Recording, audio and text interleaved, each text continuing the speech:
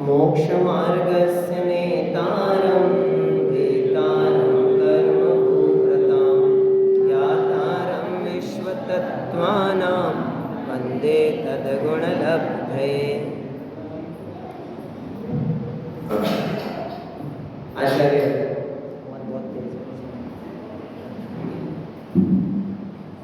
आचार्य उमा स्वामी देव रचित तत्वार्थ सूत्र ग्रंथ। आप लोग घबराना नहीं, मैं 10:15 पे पूरा करता हूँ।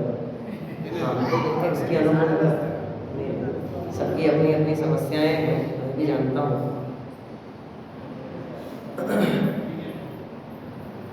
पहले सूत्र में मोक्ष मार्ग का स्वरूप, सम्यक दर्शन ज्ञान चारित्राणी मोक्ष मार्ग।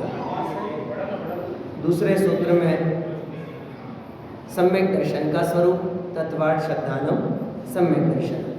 तीसरे सूत्र में सम्यक्त की उत्पत्ति के दो भेद, तन निसर्गात अधिगमात्वा। चौथे सूत्र में 7 तत्वों के नाम, जीवा जीवाश्रम बंध संवर निर्जरा मोक्षास तत्व। पांचवें सूत्र में पुनः मोक्ष मार्ग रूप सम्यक दर्शन ज्ञान चारित्र और 7 तत्वों को व्यवहार करने के 4 उपाय, नाम, स्थापना, द्रव्य, भाव, तस्तन्यासः। छठवें सूत्र में तत्वों को जानने का उपाय, प्रमाण नयई अधिगमः। 7वें सूत्र में मध्यम रुचि वाले शिष्यों को समझाते हुए कहा, निर्देश स्वामित्व साधनाधिकरण स्थिति विधानतः। 6 अनुयोग द्वारा वस्तु का स्वरूप समझिए।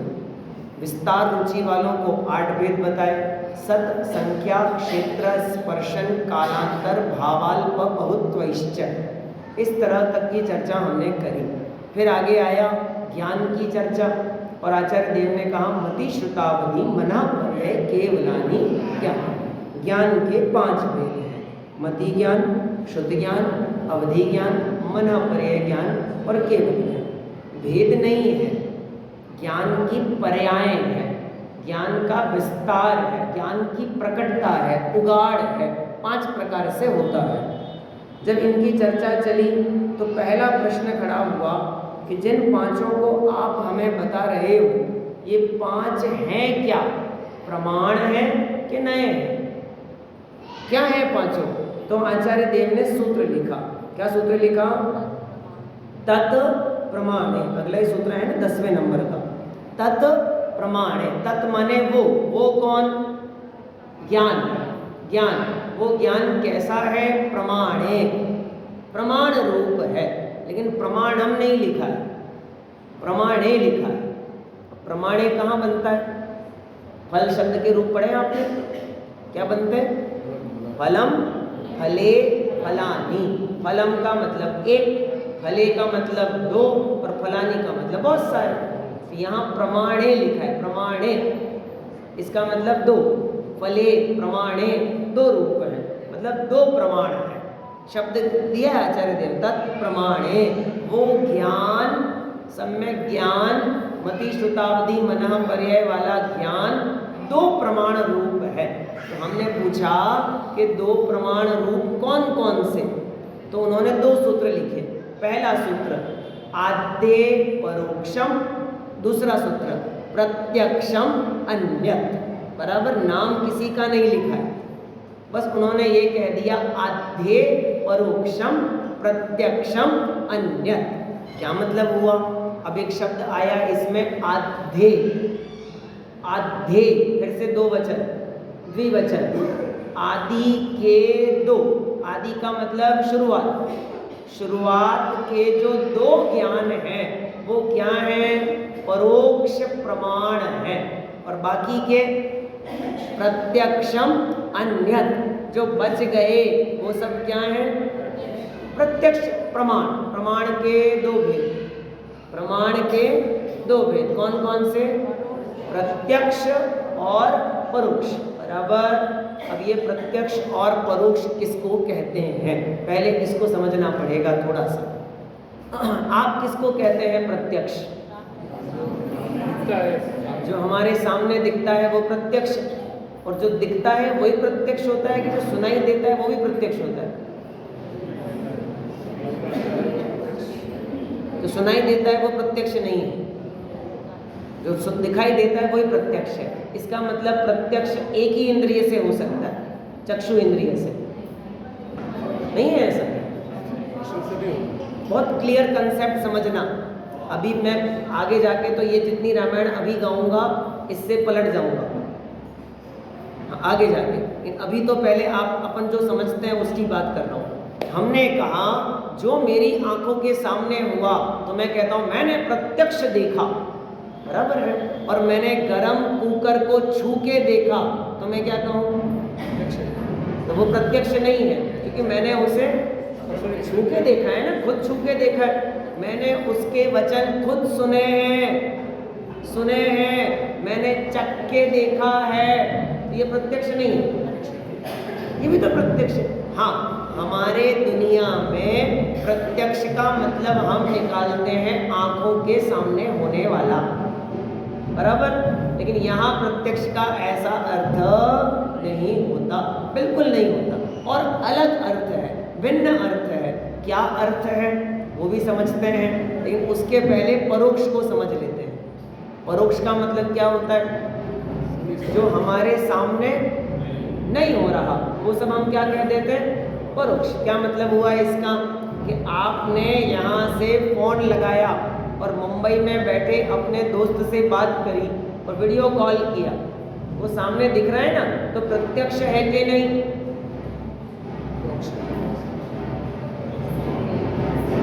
दिख रहा है ना सामने, देखो ये दिख रहा है सामने, प्रत्यक्ष नहीं, वो प्रत्यक्ष नहीं है।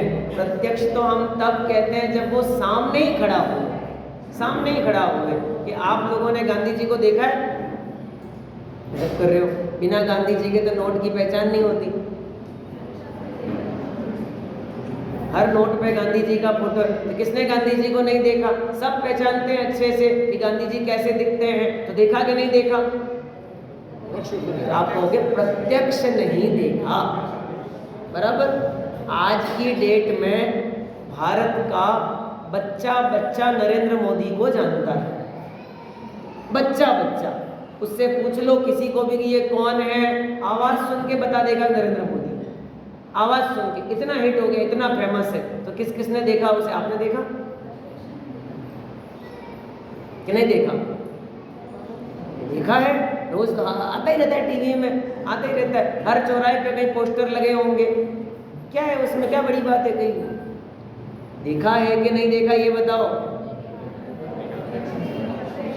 तो फर्क पड़ गया कि नहीं, प्रत्यक्ष तो नहीं देखा। तो कैसा देखा है? यानी जो हमारी इंद्रियों के सामने हो तो प्रत्यक्ष, और इंद्रियों के सामने नहीं हो और हमें पता चले तो उसे हम क्या कहते हैं? परोक्ष। आ गया समझ में? ये हमारी दुनिया, व्यवहार वाली दुनिया का काम धाम है। लेकिन यहाँ दुनियादारी नहीं समझाई जा रही, यहाँ तो वस्तु व्यवस्था समझाई जा रही है। और वस्तु व्यवस्था के आधार पे परोक्ष ज्ञान के दो भेद हैं। आधे परोक्षम, आदि के दो ज्ञान क्या है? परोक्ष। क्यों? कौन से? तो आदि के दो, आदि मतलब शुरुआत वाले, तो शुरुआत वाले दो कौन से? बहुत बढ़िया, मति ज्ञान और श्रुत ज्ञान। मति ज्ञान और श्रुत ज्ञान, इनको क्या कहते हैं? परोक्ष। और बाकी मना पर्यय ज्ञान, अवधि ज्ञान, केवल ज्ञान, इनको क्या कहते हैं? प्रत्यक्ष। ऐसा आचार्य देव ने कहा। आ रहा है समझ में? तो प्रश्न उठेगा कि हम तो अपनी आंखों से देख रहे हैं, आप इसे परोक्ष क्यों कहते हो? क्यों कहते हो? तो आचार्य देव ने कहा आंखों से देखते हो इसीलिए परोक्ष है। नहीं आया समझ में? यदि वह ज्ञान बिना इंद्रियों की सहायता के प्रवर्तता तो हम उसे प्रत्यक्ष कहते, लेकिन वो ज्ञान कैसे प्रवर्त रहा है? इंद्रियों से।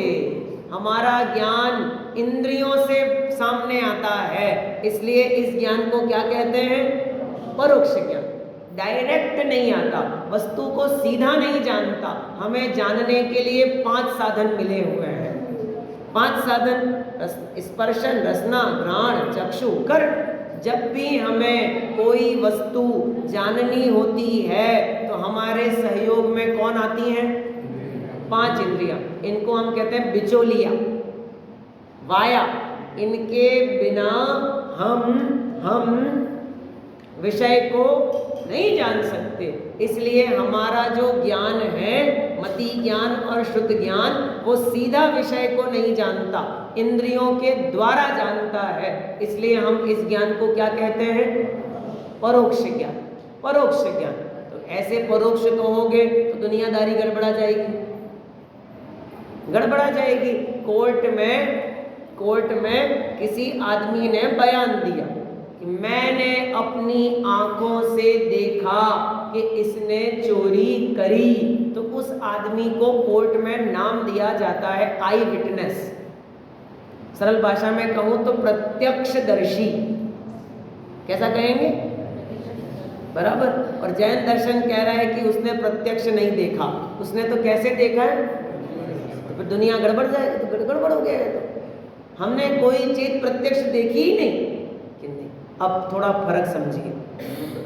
एक और प्रत्यक्ष होता है जो दुनिया चलाने के लिए बनाया गया है, उसका नाम लिखा गया है, उसे हम कहते हैं साम व्यवहारिक प्रत्यक्ष। तत्वार्थ सूत्र में इसकी चर्चा नहीं है, बिल्कुल नहीं है, क्योंकि तत्वार्थ सूत्र को दुनियादारी से कोई मतलब नहीं है। साम व्यवहारिक प्रत्यक्ष। अब ये साम व्यवहारिक प्रत्यक्ष क्या होता है कि जब कोई काम हमारी इंद्रियों के सामने हो तो हम उसे प्रत्यक्ष कह देते हैं, और इंद्रियों के सामने नहीं हो, वाया हो, तो हम उसे परोक्ष कह देते हैं। क्या मतलब कि यहाँ बगल में से मानो किसी नेता की रैली निकली, तो यहाँ से जयकार की आवाज़ आ रही है, उसके भाषण की आवाज़ हमें सुनाई दे रही है, तो हम अपने फ़ोन वाले मित्र को कहेंगे हमारे बगल में तो आज नरेंद्र मोदी आया है, हमारे बगल में तो अमित शाह आया है, तो देखा तुमने? हाँ, ये बगल में ही तो है, हम देख तो रहे हैं, सामने खड़ा है, वो दिख रहा है सामने। तो प्रत्यक्ष है कि परोक्ष? दुनियादारी की अपेक्षा प्रत्यक्ष। बराबर। एक बहुत गजब का दृष्टांत है, दिया किसी और परिप्रेक्ष्य में है, मैं आपको किसी और परिप्रेक्ष्य में समझा रहा हूँ। एक पिता के बेटे थे 3, मैं उनमें से 2 की कहानी सुनाऊंगा आपको। पिता ने अपने बेटों को बुलाया और उनके सामने गुड़ रखा, गुड़, और कहा ये गुड़ मीठा है। कैसा है? मीठा है। तो पहले वाले पुत्र की तो बात मेरे को बतानी भी नहीं है। दूसरे वाले पुत्र ने कहा ठीक है पिताजी, आप कह रहे हो कि ये मीठा है तो ये मीठा ही होगा, मैं मान लेता हूँ कि ये गुड़ कैसा है? मीठा। बराबर। अब तीसरे वाले पुत्र ने अब उस गुड़ में से एक टुकड़ा उठाया, मुंह में रखा, चखा और कहा हाँ पिताजी, आप जो कह रहे हो वो सही है, ये गुड़ मिठाई है। अब दोनों मान तो मिठाई रहे हैं, ऐश्वर्या, एक जिसने नहीं चखा, एक जिसने चखा, दोनों मान तो कैसा रहे? तो दोनों के मानने में फर्क क्या है? पड़ा ना फर्क? के नहीं पड़ा? एक ने किसी के कहे वचनों के अनुसार मान लिया ऐसा है, और एक ने उसे, तो दोनों के ज्ञान में कोई अंतर नहीं, दोनों को परोक्ष है, तो परोक्ष ही वस्तुतः तो। लेकिन फिर दुनियादारी चलाने के लिए हमने भेद डाला, बोले एक ने प्रत्यक्ष चख के देखा है और एक ने वचनों के द्वारा निर्णय, तो एक ने परोक्ष एक ने प्रत्यक्ष, इतना अंतर है, कितना सरल है। बराबर। जब 2000 का नोट मार्केट में आया और हमारी जेब में नहीं आया, टीवी में फोटो आ गया है ना, हमारे मोबाइल में व्हाट्सएप पे फोटोज आ गए, तो मैं पूछूं आपने 2000 का नोट देखा कि नहीं देखा? देखा कि नहीं देखा? देखा तो है, देखा तो है। क्योंकि देखा कैसे पता लगाया कि जब सामने आएगा तो हम पहचान लेंगे, पहचान लेंगे कि ये 2000 का नोट है, बराबर पहचान लेंगे। लेकिन वस्तुतः हमने उसे देखा नहीं है, नहीं देखते हुए भी देखा है, देखते हुए भी नहीं देखा। कितना जोल जाल है, कुछ जोल जाल नहीं है। लाइन से चलो तो सब कुछ व्यवस्थित है। दुनियादारी चलाने के लिए हम इंद्रियों के सामने आए पदार्थ को जानना प्रत्यक्ष कह देते हैं, दुनियादारी चलाने के लिए। असली में तो नहीं, असली में तो जो ज्ञान बिना इंद्रियों के प्रवर्तता है उसे ही प्रत्यक्ष कहते हैं। बराबर? कुछ आ रहा है समझ में? मैं सावधान करके चल रहा हूँ पहले से ही। बाकी मुझे साम व्यवहारिक प्रत्यक्ष समझाने का कोई लोभ नहीं है, लेकिन नहीं समझाऊंगा तो गड़बड़ हो जाएगी, समझ में ही नहीं आएगा कि प्रत्यक्ष का अर्थ हम भी वही करेंगे जो हमारे सामने हुआ। आप लोग कह सकते हो अरे ये भगवान है ना ऊपर, हमारे प्रत्यक्ष मेरे सामने विराजमान हुए थे, मैंने प्रत्यक्ष देखा था। ऐसा ही कहोगे कि मैंने परोक्ष देखा था? प्रत्यक्ष ऐसे ही कहना पड़ेगा। तो आपकी शादी आपके प्रत्यक्ष में हुई कि परोक्ष में? गजब कर रहे हो, मैं तो दूल्हा था, मैं थोड़ी परोक्ष में रहूंगा, मैं तो मेरी शादी में प्रत्यक्ष ही रहूंगा। तो आचार्य देव कह रहे नहीं, परोक्षी परोक्षी हो, क्योंकि प्रत्यक्ष ज्ञान तो कहाँ चल रहा है? बिना इंद्रियों के, बिना किसी सहायता के। और परोक्ष ज्ञान को क्या चाहिए? सहायता। किसकी सहायता? इंद्रियों की। आगे समझ में ट्रैक क्या चल रहा है? जो ज्ञान इंद्रियों की सहायता से प्रवर्तेगा उस ज्ञान का नाम परोक्ष।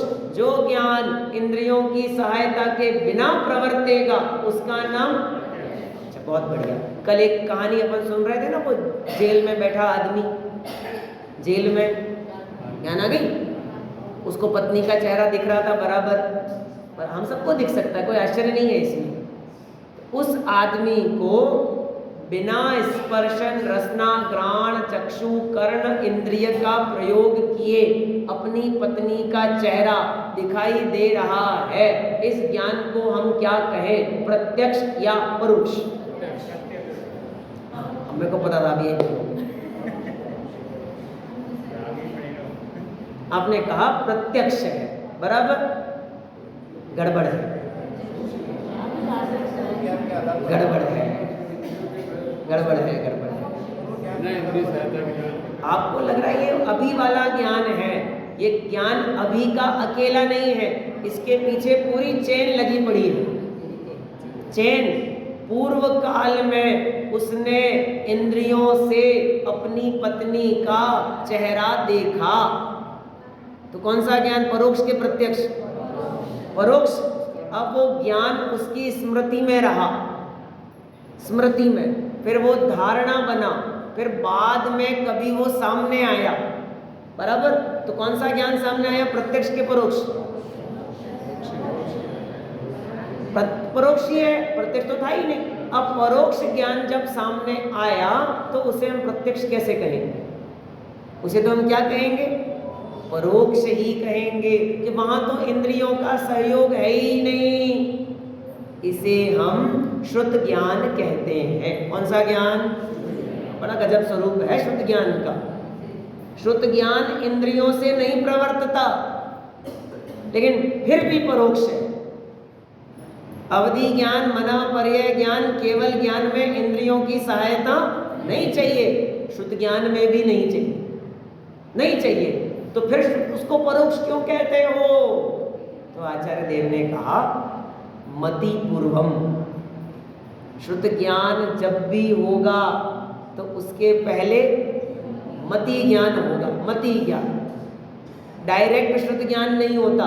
क्या होता है? पहले मति ज्ञान होता है, और मति ज्ञान इंद्रियों की सहायता से होता है, इसलिए मति ज्ञान परोक्ष है। और परोक्ष की सहायता से होने वाला ज्ञान भी परोक्ष ही है। प्रत्यक्ष गजब हो गया। क्या कहना चाह रहे हैं आचार्य? कितना गजब कंसेप्ट है। 5 ज्ञान, परोक्ष कितने?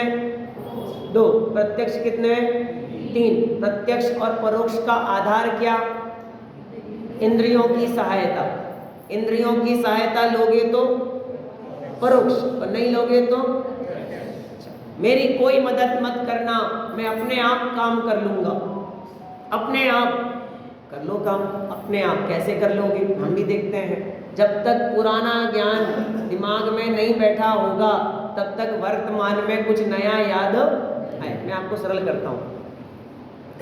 परीक्षा दी होगी आपने सबने अपने जीवन में, तो आपने किताब उठाई, किताब, और उसकी पढ़ाई करना चालू किया, पूरी पढ़ ली आपने, और लास्ट में 3-4 प्रश्न रह गए थे, तो आपने सोचा इतना तो पढ़ ही लिया है, अब 3-4 प्रश्नों को क्या याद करना, छोड़ दिया। आपने देखा भी नहीं उन्हें, छोड़ दिया, और परीक्षा में वही प्रश्न आया। कौन सा वाला? जो हमने पढ़ा ही नहीं है, बराबर। अब हमने तो देखा है, क्योंकि हम परीक्षक भी रहे कॉलेजेस में, तो बच्चे ऐसे करते हैं, फिर इधर देखते हैं, फिर इधर देखते हैं, फिर छत देखते हैं, तो क्या पता है क्या करते हैं? वो याद करते हैं, रिकॉल, मेमोरी। तो वो आ जाएगा कि नहीं आएगा? आएगा कि नहीं आएगा याद? उस प्रश्न का उत्तर उसे याद आएगा कि नहीं आएगा? क्यों नहीं आएगा? बेचारा इतनी मेहनत कर रहा है, बैठा रहे 3 घंटे, 3 घंटे बैठा रहे तो भी नहीं आएगा। क्यों नहीं आएगा? उसने पढ़ाई तो नहीं है, पढ़ाई तो नहीं है।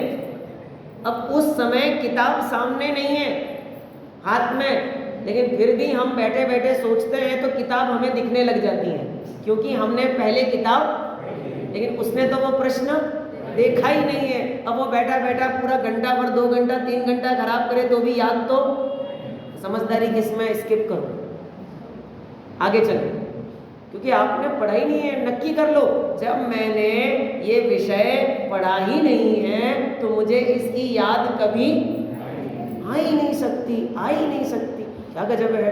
मानो आपसे मैं पूछूं कि आपने नरेंद्र मोदी को कितने रुपए उधार दिए? कुछ, अरे याद करके बताओ, नहीं याद करके बताओ, अच्छे से याद करो। अरे क्या करें? शांति से बैठ के सोच समझ के याद, अच्छे से याद करो, कितने दिए थे?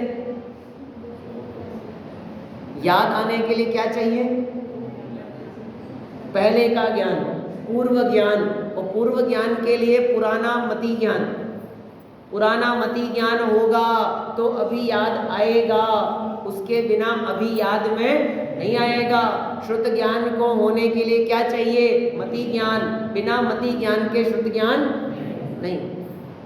क्या होते हैं मति ज्ञान? किसको कहते हैं श्रुत ज्ञान? संक्षिप्त स्वरूप समझ लेते हैं अपन आज। जो ज्ञान इंद्रिय और मन की सहायता से बरतता है उसका नाम मति ज्ञान।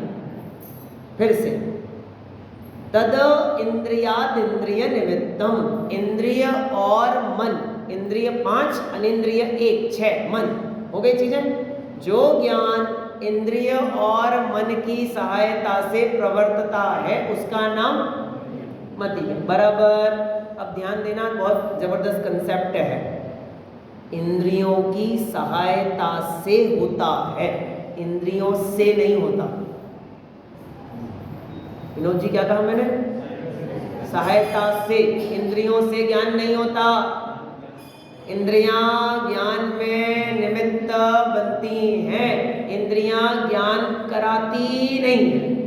आंख देखती है ना, ना देखता तो ज्ञान है, आंख तो उसको दिखाने में निमित्त बनी है, निमित्त। ऐसे थोड़ी होता है जिसकी आंख खराब हो वो देख ही नहीं पाएगा। अच्छा ठीक है, एग्जाम्पल लेते हैं अपन, एक दृष्टांत। एक दीपक जलाओ, दीपक है ना, और उस दीपक के ऊपर एक मटकी रख दो, मटकी, बराबर। तो दीपक अंदर जल रहा है, बराबर, और उस मटकी में आप छेद करो, 1 2 3 4 5 छेद किए, तो प्रकाश बाहर आएगा कि नहीं आएगा? कहाँ से आएगा? गड़बड़, दीपक से। कहाँ से आया? छेद से प्रकाश आ ही नहीं सकता।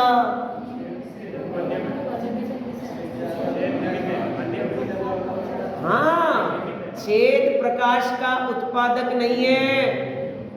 छेद ने प्रकाश पैदा नहीं किया। प्रकाश तो कहाँ से आ रहा है? दीपक से, दीपक से, दीपक से। छेद में प्रकाश है ही नहीं। हाँ, नहीं, छेद होंगे ही नहीं तो फिर प्रकाश बाहर कैसे आएगा? गजब कर रहे हो आप तो। आप ऐसा क्यों समझते हो कि इंद्रियां नहीं होगी तो मैं जानूंगा कैसे? अरे जो बिना इंद्रियों के जान रहे हैं वे केवल ज्ञानी हैं। जिनको शरीर नहीं रहा वे केवल ज्ञानी भगवान, सिद्ध भगवान है।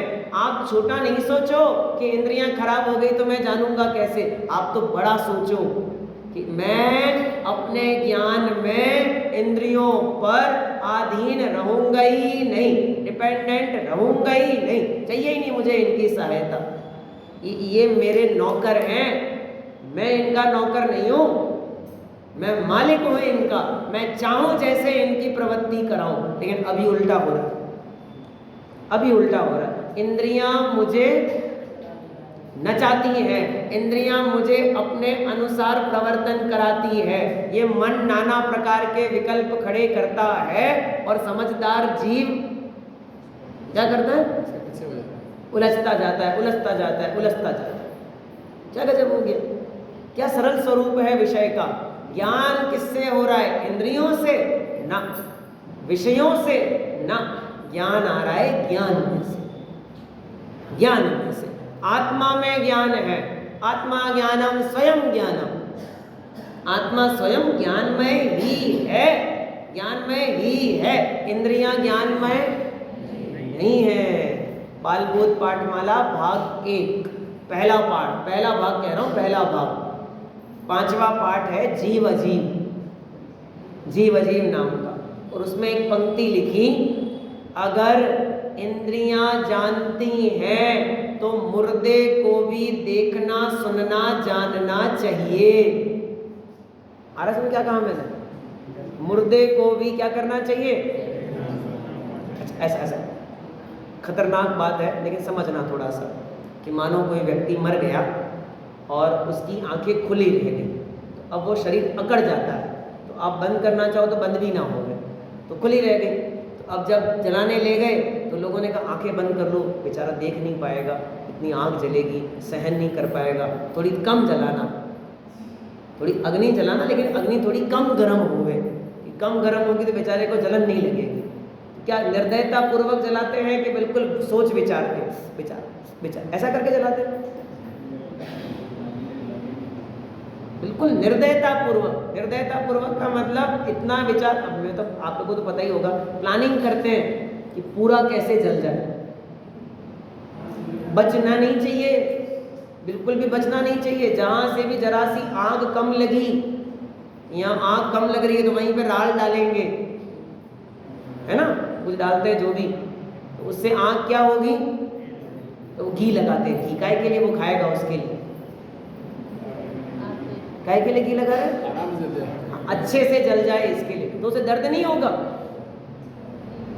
नहीं होगा दर्द। क्यों नहीं होगा? इंद्रियां नहीं है उसके पास, नहीं है इंद्रियां। आपके घर में लाइट जाती है? हाँ जाती। हमारे घर में नहीं जाती, हमारे घर में बिजली जाती है, लाइट तो वहीं रहती है। आपके घर में नल आते हैं?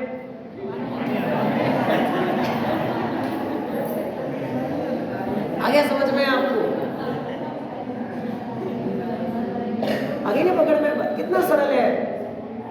इंद्रियों से हो ही क्या रहा है? क्या हो रहा है? सारा काम तो ज्ञान कर रहा है। ज्ञान, नल तो उस पानी के आने का माध्यम है। अगर नल में काला पानी आया तो नल ठीक नहीं करवाते, टंकी चेक करते, क्योंकि सोर्स तो उधर है, इधर थोड़ी है। ये तो केवल उसे प्रकट कर। इंद्रियों से कुछ नहीं होता, ये तो केवल हमारे ज्ञान को प्रकट करने में सहायता करती है। और ये नहीं करें सहायता तो,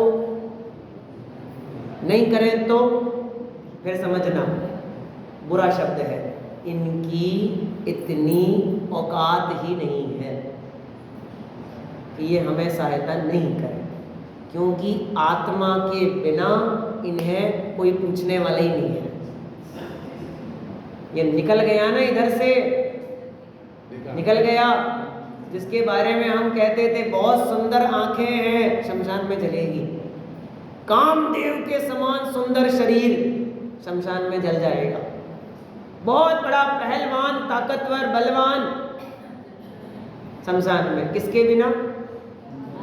इधर इधर। इसकी वैल्यू तब तक है कि जब तक इसके अंदर ये आत्मा बैठा हुआ है, और हमें लग रहा है हमारी वैल्यू तब तक है जब तक मेरे पास में ये है। उल्टा हो गया, हमें अपनी शक्ति का पहचान अपने से करना चाहिए था, और हमने अपनी शक्ति का पहचान इधर से की, इंद्रियों से। महिमा इधर से आ रही है, गड़बड़ गड़बड़ गड़बड़। तो कभी कभी तो ऐसा होता है, किसी की नज़र कमज़ोर होती है, किसी की तेज होती है। ये तो आँख का ही काम है ना, शयोपशम का काम है। ये सारा कंट्रोल कौन कर रहा है? शयोपशम। ये शयोपशम क्या होता है? ज्ञान कभी कम होता है, कभी ज़्यादा होता है, इसका नाम शयोपशम। कई बड़े बुजुर्गों को आज भी चश्मा नहीं लगाना पड़ता, बराबर आंखें काम कर रही हैं। और 5-6 साल का बच्चा आजकल चश्मा लगा के घूमता है, 3-3, 4-4 साल का बच्चा, वो भी मोटा मोटा। क्यों भाई? शयोपशम। एक ही क्लास में पढ़ने वाले सारे विद्यार्थी बराबर ज्ञान नहीं ले पाते। क्यों? सबने सुना बराबर नहीं था, नहीं सुना था। कदाचित सुना सबने बराबर होगा, पर सबको समझ में बराबर नहीं आएगा। क्यों नहीं आएगा? शयोपशम। तो आचार्यों ने नियम बताया। क्या बताया? जैसा ज्ञेय है वैसा ज्ञान जानता है नहीं, बिल्कुल गलत।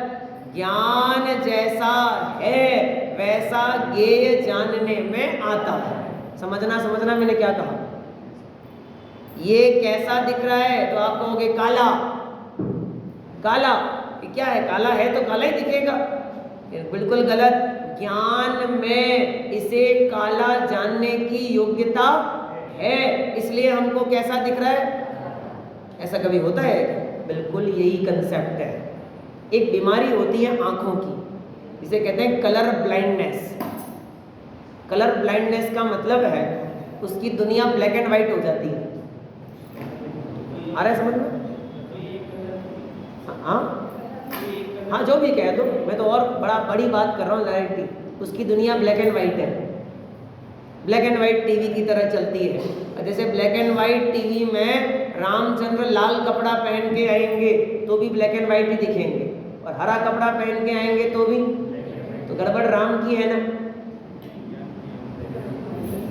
गड़बड़ टीवी की है कि तुम्हारी टीवी में तो लाल दिख रहा है, मेरी टीवी में काला दिख रहा है। क्यों? कनेक्शन गलत है, टीवी गलत है। जो भी गड़बड़ी है वो ज्ञान की है। अगर आंखें कम देख पा रही हैं, कान कम सुन पा रहे हैं, तो कमी किसकी समझना? ज्ञान की। शयोपशम कम है इसलिए नहीं देख पा रहा। याद क्यों नहीं रहता? याद क्यों नहीं रहता? क्यों भूल जाते हो? कल हम शाम को ऐसी चर्चा कर रहे थे, हमारे मंदिर के पुजारी जी के लिए ऐसे मजाक कर रहे थे कि इनको तो एक याद करने वाली मशीन लाके देनी पड़ेगी कि 1320 रुपए की आ रही है, उसे पहन लो तो सब याद रहता है। लेकिन समस्या ये है कि मशीन पहनना ही भूल जाए। अब वो कौन याद दिलाए? उससे क्या करें? मतलब क्या करें? कितना सरल है, सारा खेल ज्ञान का है, हमने माना इंद्रियों का। ये समस्या हो। आ गया समझ में? 3 लाइन बोलनी पड़ेगी, आगे तो पूरा कर पाऊंगा। मति ज्ञान इंद्रिय और मन की सहायता से प्रवर्तता है। श्रुत ज्ञान मति ज्ञान के आधार पर प्रवर्तता है। अवधि ज्ञान, अवधि ज्ञान क्या होता है? अवधि ज्ञान 3 गति के, 4 गति के जीवों को हो सकता है। 4 गति के जीवों को, 2 गति के जीवों को तो जन्म से होता है, देव और नारकी। इनको तो जन्म से ही अवधि ज्ञान होता है। मनुष्य और तिर्यंचों को हो भी सकता है, नहीं भी हो सकता, कोई आश्चर्य की बात नहीं है। उसके बहुत सारे भेद हैं, पर होता क्या है अवधि ज्ञान? परिभाषा: द्रव्य क्षेत्र काल भाव की मर्यादा लिए हुए, फिर से क्या मर्यादा बांधी हमने? द्रव्य क्षेत्र काल भाव की मर्यादा लिए हुए किसी वस्तु के भूतकाल संबंधी अथवा भविष्य काल संबंधी पर्यायों को जानने वाला ज्ञान कौन सा है? अवधि ज्ञान। दिख जाता है कि आगे क्या होने वाला है, दिख जाता है पहले क्या हो चुका। मुनिराजों की कहानियां सुनी ना आपने? वो जाके कहता है भगवान मुनिराज मेरे का दुख किस बात का? तो सुनाएंगे तेरे पिछली पर्याय में। कहाँ से चला पता उनको? अवधि ज्ञान। अवधि ज्ञान से पुरानी पर्याय भी ज्ञान में आ जाती, लेकिन सबकी नहीं। द्रव्य क्षेत्र काल भाव की मर्यादा। मर्यादा का मतलब जरूरी नहीं है कि जितने लोग बैठे हैं सबका जान लेंगे। हो सकता है 1 का, हो सकता है 2 का, हो सकता है 10 का। कितना जान लेंगे? हो सकता है 100 साल का, हो सकता है 2 साल का, 1 भाव का, 2 भाव का, 10 भाव का। अलग अलग सबके अवधि ज्ञान की मर्यादा अलग अलग। आगे समझ में? ज्यादा व्याख्या में नहीं जाता। अगला नंबर मनः पर्याय ज्ञान। फिर से मर्यादा। द्रव्य क्षेत्र काल भाव की मर्यादा लिए हुए किसी दूसरे के मन में स्थित रूपी पदार्थ के ज्ञान करने को मनः पर्याय ज्ञान कहते हैं। आप क्या सोच रहे हो ये हमें पता चल जाएगा। आपके ज्ञान में, आपके दिमाग में क्या चल रही है ना प्लानिंग, अब जाऊंगा ये करूंगा वो करूंगा, और हमको पता चल जाएगा। इसका नाम तो सबका नहीं, मर्यादा। कौन सी मर्यादा? द्रव्य क्षेत्र काल भाव। हो सकता है 2 लोगों का जाने, 10 का जाने, 100 का जाने, 1000 का जाने। हो सकता है आप बहुत दूर खड़े हो तो नहीं जानने में आ गए, और पास में आके खड़े हो जाओ तो जानने में आ जाओ। किसको हो सकता है मनः पर्याय ज्ञान? सिर्फ और सिर्फ भावलिंगी मुनिराज को। सिर्फ और सिर्फ भावलिंगी मुनिराज को, केवल और केवल। और चारों गतियों में किसी भी जीव को मनः पर्याय ज्ञान नहीं हो सकता। स्पष्ट नियम है। आगे चलो, केवल ज्ञान। तो आगे जाके एक सूत्र पढ़ेंगे आप, सर्वद्रव्य पर्यायेषु केवलस्य। सर्वद्रव्य पर्यायेषु समंतभद्राचार्य देव ने कहा सालोकानाम त्रिलोकानाम यद विद्या दर्पणायते। आलोक के साथ साथ तीनों लोक। कितना? आलोक के साथ साथ तीनों लोक, 3 काल की पर्यायों समेत जिनके ज्ञान में आते हैं उनका नाम, अब समझना, एक साथ जानने में आते हैं। 3 लोक 3 काल तो हम भी घूम लिए, 3 लोक तो हमने घूम ही लिया। बचा क्या? जब क्षेत्र परावर्तन किया तो तीनों लोगों का एक एक प्रदेश हमने अपने जन्म का आधार बनाया, कुछ भी नहीं छोड़ा। तो हमने देख रखा है तीनों लोग, एक साथ नहीं देखा। यहाँ तो क्या कह रहे? एक साथ। तीनों लोक, तीनों काल आलोक के साथ एक साथ जिनके ज्ञान का विषय बने, उस ज्ञान का नाम है केवल युगपत। बिल्कुल एक साथ स्पष्ट वर्तमानवत निर्मल, ऐसा जिनके ज्ञान का विषय बनता है। ये ऐसा भी कोई ज्ञानी होता होगा क्या? झूठ बोल रहे हो आप। केवल ज्ञानी भगवान भविष्य को तो जान ही नहीं सकते। भूत को तो कदाचित जान ले, कोई दिक्कत वाली बात नहीं है। वर्तमान को भी जान ले, लेकिन भविष्य को तो नहीं जान सकते, क्योंकि भविष्य को जान लेंगे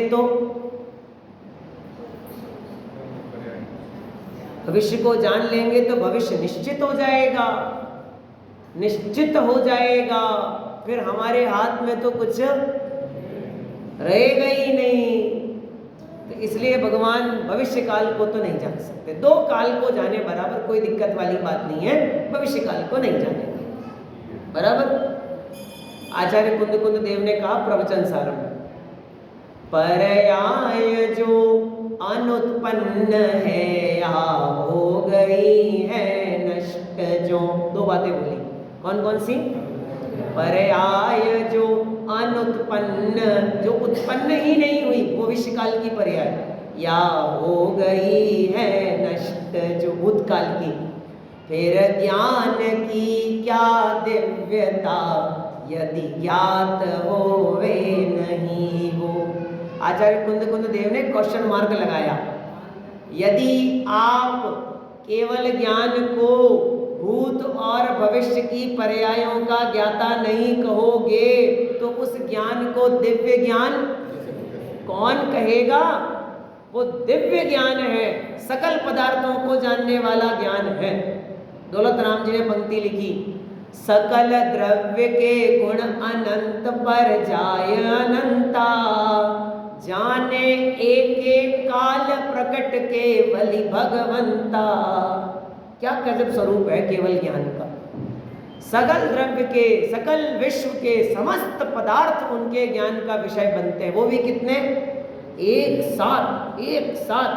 तो हम तो नहीं देख पाते एक साथ। हमें तो आगे देखना हो तो आंखें इधर करनी पड़ती हैं, पीछे देखना हो तो उधर करनी पड़ती हैं, दाएं देखना हो तो इधर करनी पड़ती हैं, उन्हें नहीं करनी पड़ती। क्यों नहीं करनी पड़ती? क्योंकि वो इंद्रियों से नहीं जानते। इंद्रियों के ज्ञान में बाधा है, इंद्रियों के ज्ञान में विषमता है, लेकिन उनका ज्ञान अतीन्द्रिय ज्ञान है। अतीन्द्रिय, इंद्रियों से परे ज्ञान है, इसलिए उन्हें इंद्रियों की सहायता लगती ही नहीं। ऐसा ज्ञान कहलाता है केवल ज्ञान। बराबर। एक अंतिम प्रश्न, मैंने बोला तो जल्दी का था, 10-25 हो गए। एक जीव को एक साथ कम से कम कितना ज्ञान और अधिक से अधिक कितने ज्ञान? 5 बताए ना हमने भेद। आगे जाके इनके 8 वेद भी हैं। 5 में से मति, श्रुत, अवधि, ये 2-2 प्रकार के होते हैं। 2-2 प्रकार के का मतलब कुमति, कुश्रुत, कुअवधि, सुमति, सुश्रुत, सुअवधि, ऐसे 6 भेद। और मनः पर्यय और केवल ज्ञान, 8 भेद बनते हैं। द्रव्य संग्रह में यही लिखा, नाणम अट्ठवियप्पम, ज्ञान के 8 भेद बताए द्रव्य संग्रह में, सीधा 8 भेद ही बताए। बराबर। अब समझिए, एक जीव को एक साथ कितने ज्ञान हो सकते हैं? कम से कम कितने और ज्यादा से ज्यादा कितने? ज्यादा से ज्यादा 5 हो सकते हैं ना। ज्यादा से ज्यादा अगर किसी जीव को कभी ज्ञान हुए तो सूत्र लिखा, एकादिनी भाज्यानि युगपदे कस्मिन्ना चतुर्व्यः। एक जीव को एक साथ यदि ज्ञान हो सकते हैं तो 4, कम से कम 1, और हमारे लिए 2। संसारी जीवों को कम से कम कितने ज्ञान हो सकते हैं? 2। संसारी का मतलब अज्ञानी, केवल ज्ञानी नहीं। संसारी अज्ञानी जीवों को कम से कम 2 ज्ञान, कम से कम 2, 2 से कम तो होते ही नहीं। वो चींटी को कितने ज्ञान है? 2, कम से कम 2, इससे कम नहीं होता। 1 ज्ञान तो केवल ज्ञानी को होता है। अरहंत और सिद्ध भगवान को कितने ज्ञान है? अच्छा है, हमारे पास 2 है, उनके पास में, हमारे पास ज़्यादा है, उनके पास कम है। वो छोटे बच्चे को आपने ऑफर किया कि देख ये 1-1 रुपए के 10 सिक्के हैं, बराबर, या 100 का नोट है, बोल तुझे क्या चाहिए? हैं? आप तो 100 ही बोलोगे, मुझे पता है, पर उसे 100 का मतलब समझ में नहीं आता ना। उसे लगता है ये तो 1 है और ये 10 है, तो मैं तो क्या लूँगा? 10 लूँगा तो 10 बार आइटम आएगा, 1 लूँगा तो 1 बार ही आएगा, तो वो 10 चुनता है, लेकिन वो 10 चुन के भी 1 से कम है। आ रहा है समझ? ऐसे ही हमारे 2 ज्ञान क्या 4 ज्ञान भी हो जाए तो 1 से कम है। उस केवल ज्ञान का इतना महात्म्य है। ऐसा केवल ज्ञान बराबर कम से कम कितने हो सकते हैं? 1। संसारी जीव, अज्ञानी जीव को 2 कौन से?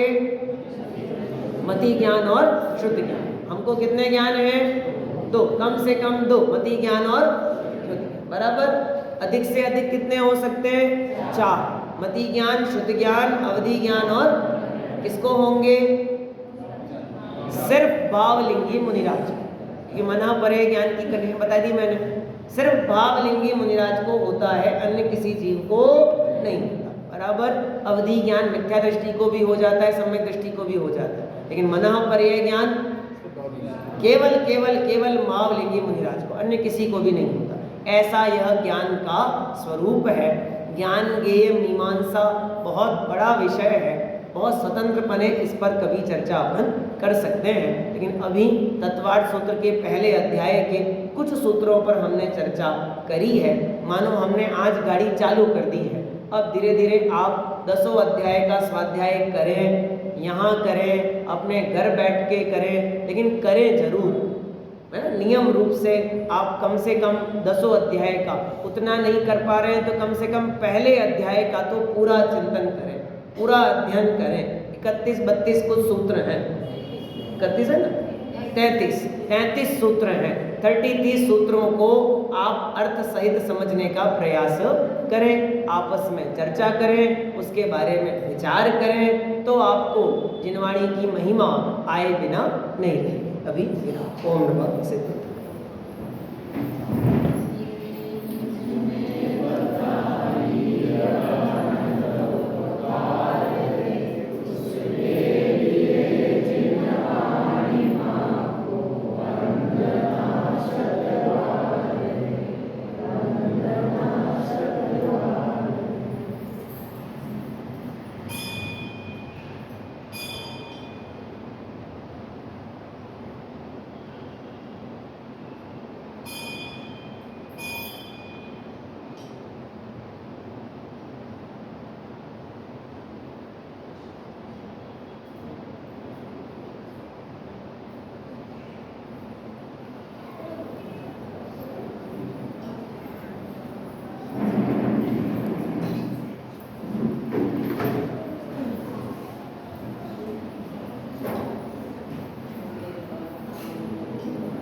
माता की जय, महान जैन धर्म की जय।